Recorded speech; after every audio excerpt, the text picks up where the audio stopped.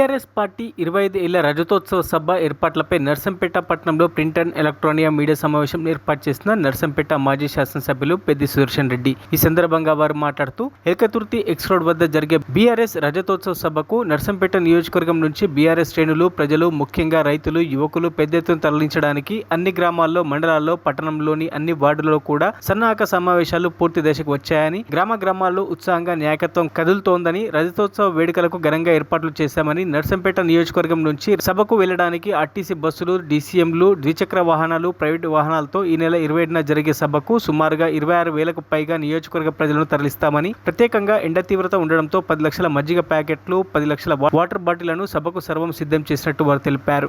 రేవంత్ రెడ్డి పాలన వచ్చిన తర్వాత కుదేలైనటువంటి వ్యవసాయ రంగం, రైతుల యొక్క మానసిక ఒత్తిడి, రైతులు ఆర్థికంగా వారికి చేయూత లేకపోగా పంటలకు నష్టం జరిగితే ఎవరు ముఖం కూడా చూపెట్టలేని దుస్థితి,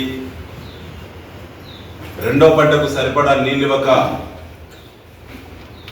పంట చేతికి రాకముందే పశువులను మేపేటువంటి పరిస్థితి,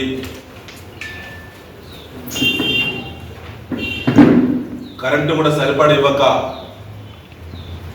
రాత్రిళ్ళు మళ్ళీ సంసారాలకు దూరంగా కరెంటు మోటార్లతోటే సంసారం చేసేటువంటి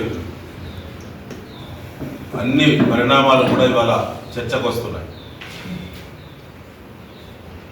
వ్యవసాయం అంటేనే కేసీఆర్, రైతుకు వెన్నుదన్నుగా ఉండే నాయకుడు అంటేనే ఈ దేశంలో కేసీఆర్. చేసి చూపించినటువంటి ఘనత కేసీఆర్ గారిది, బీఆర్ఎస్ పార్టీ. గతంలో పాలనా విధానాలకు ఈనాటి కాంగ్రెస్ పార్టీ అవలంబిస్తున్నటువంటి పరిస్థితులకి తీవ్రమైన ఇదేంది కొని తెచ్చుకుంటే కాంగ్రెస్ పార్టీ నట్టేట ముంచుతున్నది. ఇలా పంటలు చేతికొచ్చి కాంటాలు పెట్టే పరిస్థితికి వచ్చినా కూడా పెట్టుబడి దిక్కు లేదు.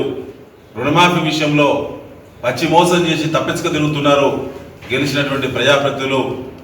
ముఖ్యమంత్రి ఒక మాట అంటే కేబినెట్లో ఉన్నటువంటి మంత్రులు తలొక మాట మాట్లాడి మోసపూరిత మాటలు మాట్లాడి తప్పించుకు తిరుగుతున్నారు. అసలు రెస్పాన్సిబిలిటీ ప్రభుత్వానికి జిమ్మెదారే లేదనేటువంటి పరిస్థితికి ఇవాళ గ్రామీణ వ్యవసాయ రైతులు వచ్చారు. ఇవాళ యువత కూడా అన్రెస్ట్లో ఉన్నారు. ఇచ్చినటువంటి హామీలు ఏ ఒక్కటి నెరవేర్చకపోగా దరఖాస్తుల పేరు మీద అనేక సార్లు దరఖాస్తులు తీసుకుని రికార్డుకి ఎక్కినటువంటి చరిత్ర కాంగ్రెస్ పార్టీకే దక్కింది. ముఖ్యంగా ఇండ్లు ప్రారంభం అన్నారు, ఇది చాలా రోజులే చెప్పబట్టి 16 నెలల నుంచి చెప్తున్నారు. ఇప్పటివరకు ఏ ఒక్క కాడ కూడా పునాది తీసిన దిక్కులేదు. ఫోటోలకే పరిమితమైన కాంగ్రెస్ పార్టీ ప్రజాప్రతినిధులు ఎక్కడ కూడా ఇళ్లను ప్రారంభించే పరిస్థితి లేదు. అసలు సెలెక్ట్ అయినటువంటి లబ్ధిదారుల యొక్క లిస్టుల పట్ల కూడా స్పష్టత లేదు. వాళ్ళ పార్టీకి చెందినటువంటి కార్యకర్తలకే, అది కూడా మరి ఆర్థికంగా ఉన్నటువంటి వాళ్ళు లేదా ఆర్థికంగా చేయి దాపితే చేతి నింపినటువంటి వాళ్ళకు మాత్రమే ఇళ్ల లబ్ధిదారుల లిస్టులో వస్తున్నాయి తప్ప మరొకటి లేదు. ముఖ్యంగా ఇవాళ పంటల నష్టం జరిగింది మన ప్రాంతంలో.